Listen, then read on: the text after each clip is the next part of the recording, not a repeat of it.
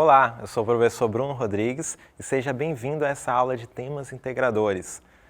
Neste momento, temos um tema muito interessante para discutir, que é iniciação científica desde os anos iniciais. Já pensou nisso? Você sabe o que é ciência? Você sabia que você pode fazer ciência? Você pode pensar em ciência desde já, mesmo sendo estudante?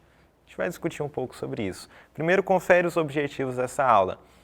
Definir o que é ciência e apresentar a carreira de cientista, discutir a importância da ciência e do método científico para a sociedade, estimular o interesse em assuntos científicos. Ok, esses são os nossos objetivos. Então, o que acontece? Ciência é uma coisa muito importante para todos nós, para a nossa sociedade, e a profissão de cientista também é extremamente importante. Mas como que ela funciona? Como que funciona a ciência? O que é ciência, afinal? Confere comigo no slide nossa definição de ciência. Ciência vem do latim ciência, que significa conhecimento, e é o campo de investigação que se dedica a um conhecimento sistemático e seguro a respeito dos fenômenos do mundo.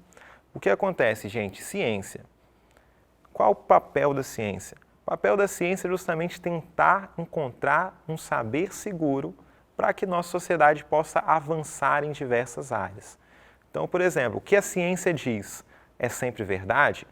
Nem sempre. Às vezes a ciência se equivoca, às vezes a ciência, depois de um tempo, a tecnologia avança e depois descobre que uma conclusão científica que era aceita antes, ela agora já não é mais tão precisa como era anteriormente. Mas o que acontece? A ciência ela parte de uma preocupação gigantesca que as pessoas têm, que os cientistas têm, para estabelecer um saber seguro. A ciência exige um método. Como é que a gente se constrói conhecimento? Por exemplo, o conteúdo que você aprende na escola. O conteúdo que você aprende na escola, você aprende a partir de diversas ciências.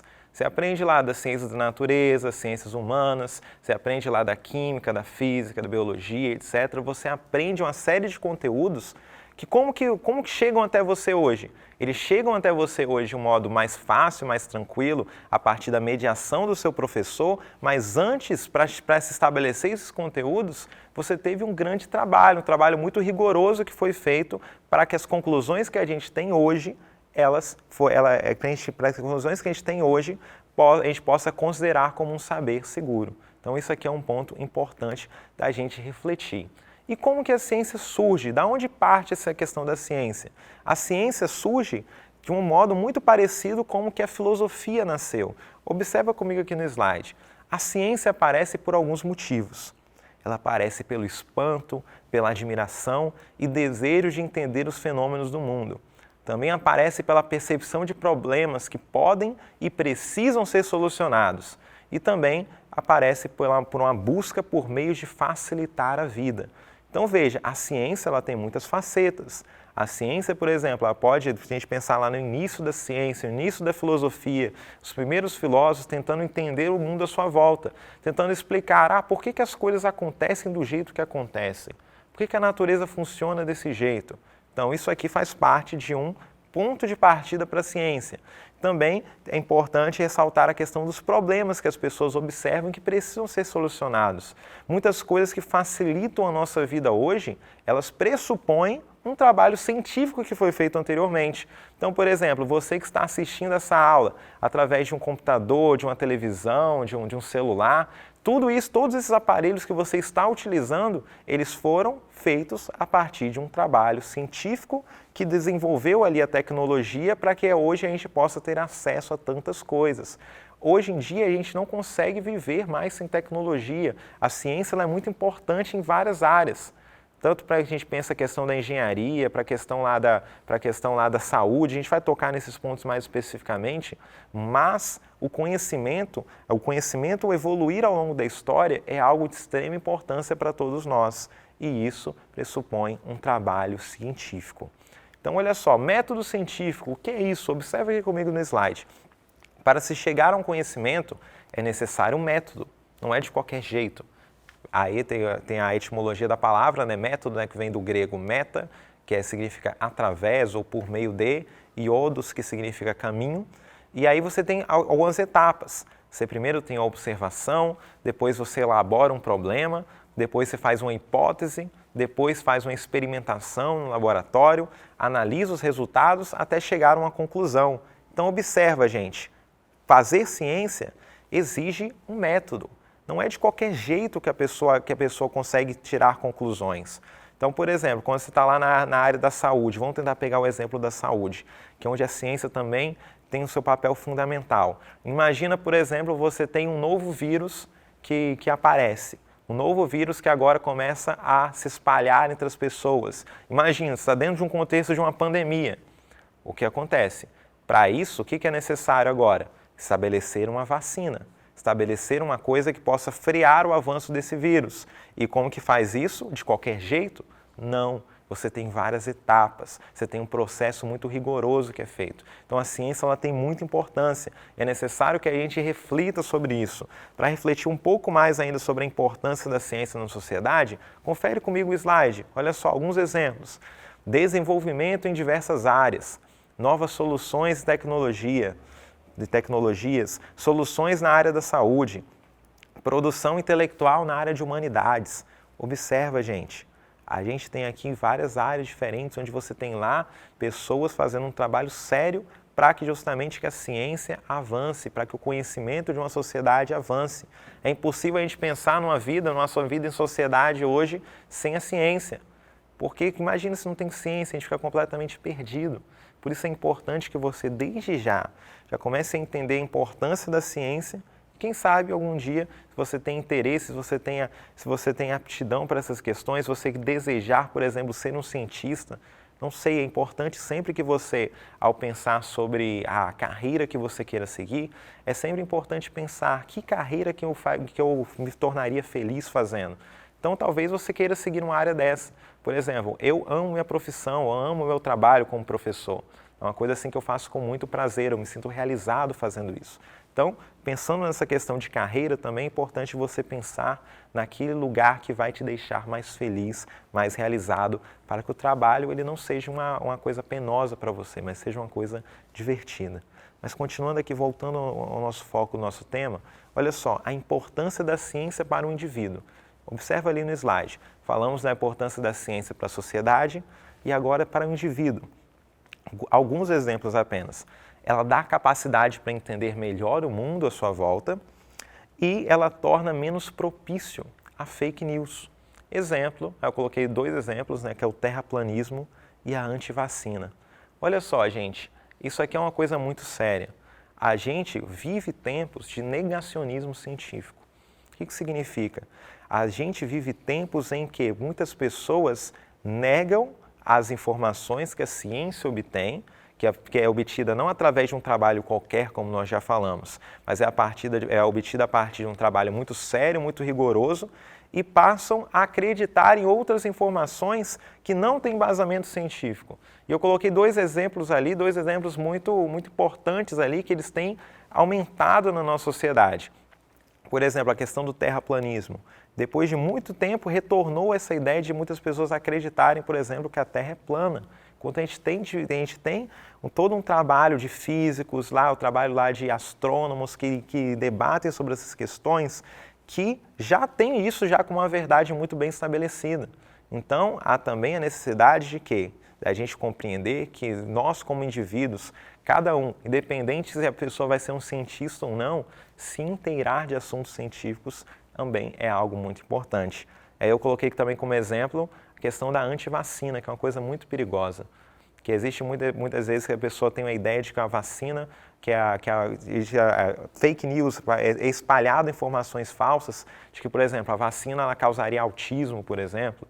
Algumas ideias como essas, que não têm nenhum embasamento científico, mas que muitas vezes manipulam pessoas e que desviam as pessoas do caminho do conhecimento e até fazem um prejuízo para o desenvolvimento da sociedade. Então, é importante que a gente entenda que a ciência ela nos faz avançar muito e que nós possamos aproveitar desses avanços da ciência, nós possamos aproveitar desses avanços que nós possamos assimilar isso para a gente. E aí a gente tem certeza de que nós caminharemos de um jeito mais adequado.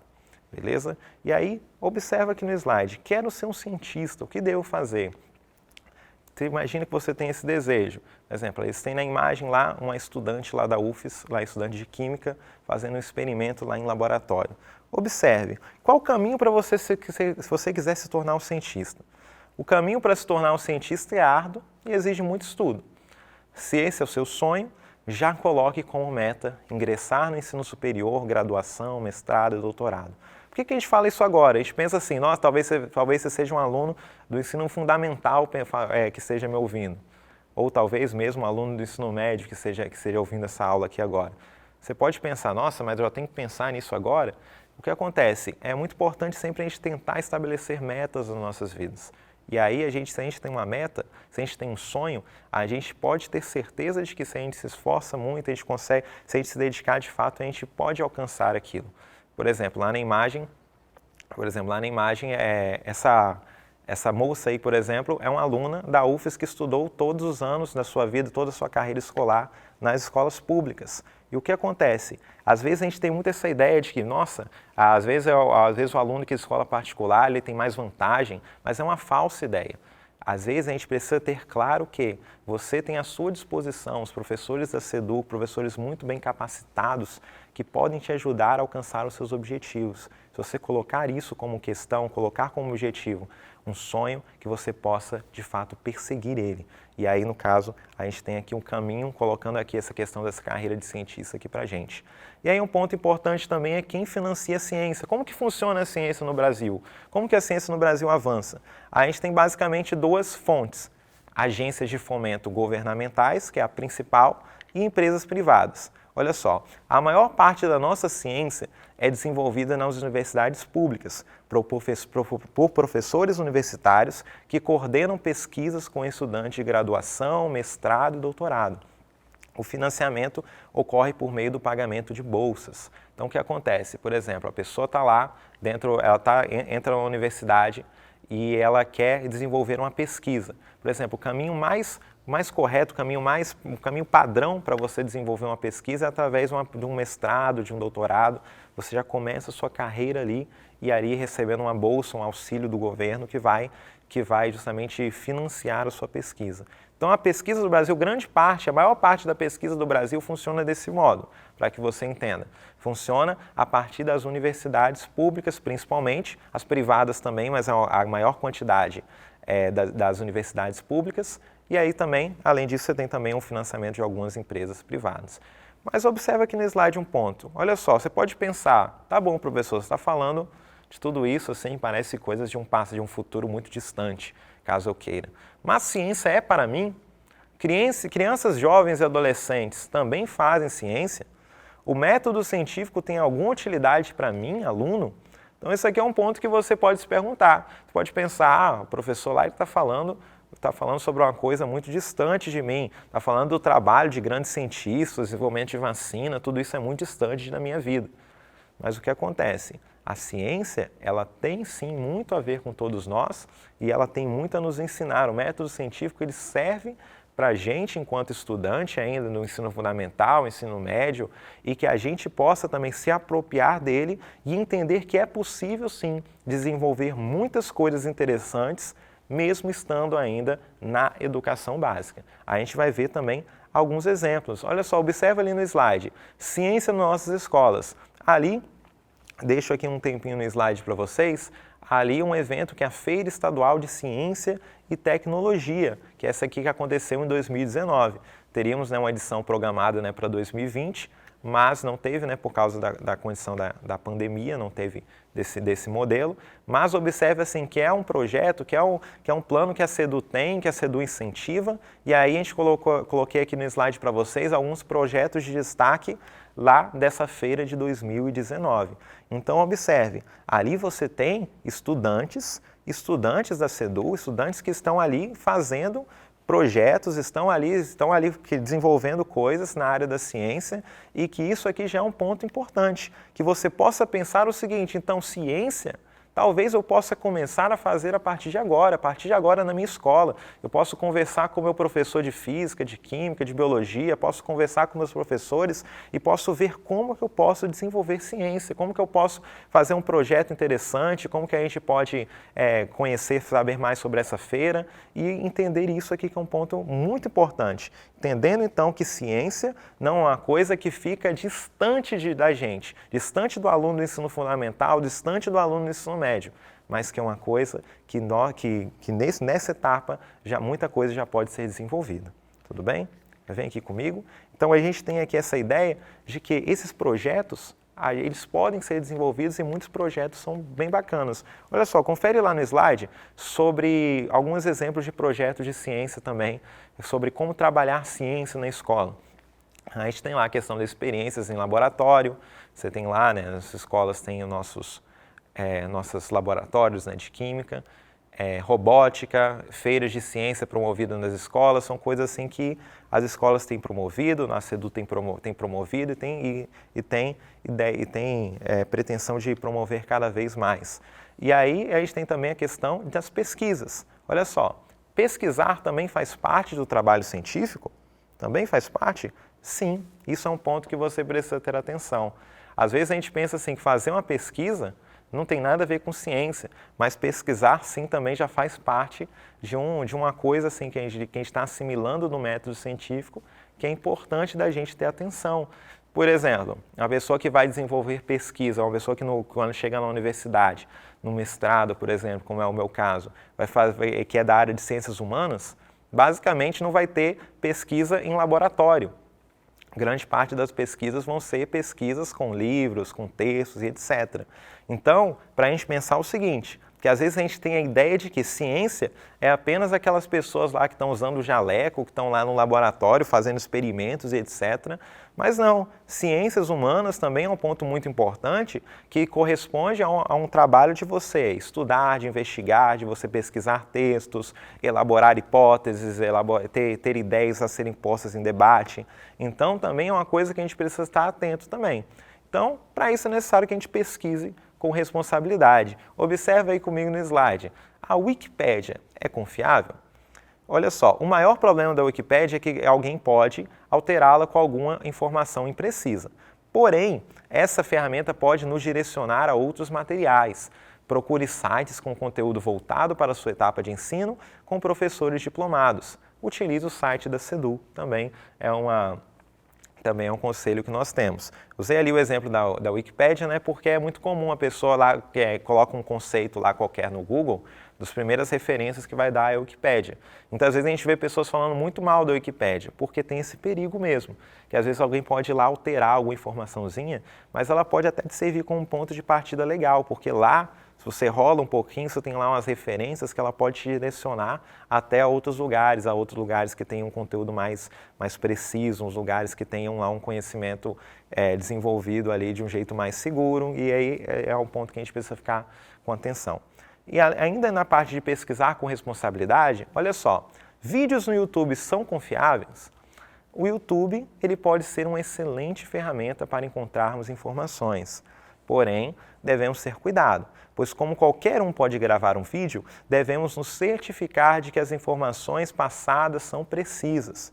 Procure sempre verificar quem é o autor do vídeo e quais são as fontes das informações. Então isso aqui é um ponto importante também. Então a gente vê talvez o YouTube seja uma das ferramentas mais utilizadas hoje em dia pelos estudantes, porque é muito fácil, você tem lá acesso a um vídeo, você assiste um vídeo lá de uma aula, já aprende a possibilidade de rever um conteúdo que aprendeu em sala de aula. Isso é uma possibilidade muito bacana, muito interessante, mas também a gente deve ter cuidado, porque tem aquela questão, como qualquer pessoa pode gravar, a gente deve ter cuidado para ver se aquela pessoa de fato é uma pessoa que domina aquele conhecimento. Então, por exemplo, você tem essa oportunidade de estar assistindo essa aula da SEDU, você tem lá o canal da SEDU no YouTube. Todas as pessoas lá que estão trabalhando nesse canal, os vídeos que estão nesse canal, são pessoas que têm pelo menos uma graduação, muitos têm especialização, mestrado, doutorado, são pessoas habilitadas, pessoas capacitadas, pessoas que têm diploma reconhecido e dominam de fato as informações que estão passando.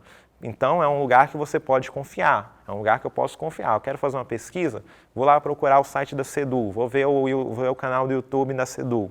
Isso também é uma coisa que a gente tem, que a gente pode ter como referência. Mas também entender que, quando a gente vai olhar em outros lugares, a gente deve ter esse cuidado. Será que essas informações que estão sendo passadas para mim são de fato precisas? E aí sim, a gente pode ter essa ideia e pode sim pesquisar com muito mais responsabilidade. E aí um outro ponto de pesquisar com responsabilidade, que é um ponto que muitos alunos ignoram. Para fazer uma pesquisa responsável, é necessário que indiquemos as fontes utilizadas para garantir maior credibilidade ao nosso trabalho. Exercite isso desde já. Simplesmente copiar algum material de outra pessoa é considerado plágio. Olha só, gente, isso aqui é um ponto muito importante. Até, eu sempre discuto isso com meus alunos, que a questão faz o seguinte: imagina, o professor passa um trabalho, aí você vai lá e vai entregar esse trabalho para o professor, você abre a internet, pega lá, dá Ctrl+C, Ctrl+V nas informações que você viu lá, jogou, beleza, achou que está tudo ok, está maravilhoso o seu trabalho. Só que aí tem vários problemas nisso que você está fazendo. O primeiro, que isso aí é plágio. Você está copiando uma informação de outra pessoa, uma coisa que não te pertence. Isso aí já é uma prática ilícita, já é uma coisa errada, completamente errada de se fazer. E outra, que é importante que você reflita, é que isso não vai agregar em nada à sua vida. Por quê? Imagina o seguinte: se você copiou e colou, você nem leu direito o negócio, pegou, copiou e colou e entregou no trabalho. Você, ali nesse caso, você não vai estar aprendendo nada. Por quê? Porque você vai estar simplesmente copiando uma coisa e você não vai ter domínio sobre aquele assunto. Então, para você fazer uma pesquisa com responsabilidade, desde já é interessante e importante que você já tenha essa consciência de vou abrir um texto, vou abrir um site, vou abrir um vídeo, eu vou lá, eu vou tentar pegar as informações, vou resumir as informações, vou escrever com minhas palavras e aí assim depois eu vou colocar a referência de onde eu tirei essa informação, porque não foi do nada. Então isso daqui, gente, faz parte da nossa vida escolar, que também vai fazer parte da sua vida, caso você tenha interesse no ensino superior, que vai ser muito importante também você fazer um trabalho que seja feito com muito cuidado. E aí, nesse caso, desse jeito você está aprendendo. Qual que é o objetivo da pesquisa? Imagina, o professor está lá, passa uma pesquisa para você. O objetivo do professor não é ele mesmo aprender propriamente com aquilo que você pesquisou, porque ele já sabe o conteúdo. Não é que você entrega um negócio para ele assim e ele vai aprender, não que ele vá necessariamente aprender com aquilo que você pesquisou. Mas a ideia central, o objetivo central de quando a pesquisa é passada para um estudante é para que você aprenda e que você possa dominar de fato. Da mesma forma quando você vai apresentar um trabalho. Às vezes, por exemplo, tem pessoas que querem apresentar um trabalho, elas pegam e começam a ler o trabalho lá na frente. Isso daí, gente, se a gente tira esse papel, aí a pessoa não consegue apresentar nada. E o que significa? Que nada daquele conteúdo ela aprendeu. Então é importante que o objetivo da pesquisa é o aprendizado e que isso aqui é um ponto muito importante que você guarde para você. Tá bem? Espero que tenha ficado claro esses conceitos que a gente debateu. Espero que você tenha interesse cada vez mais pela ciência, independente da profissão que você queira seguir. E espero que tenha sido proveitoso. Foi um grande prazer estar com você. Até a próxima aula.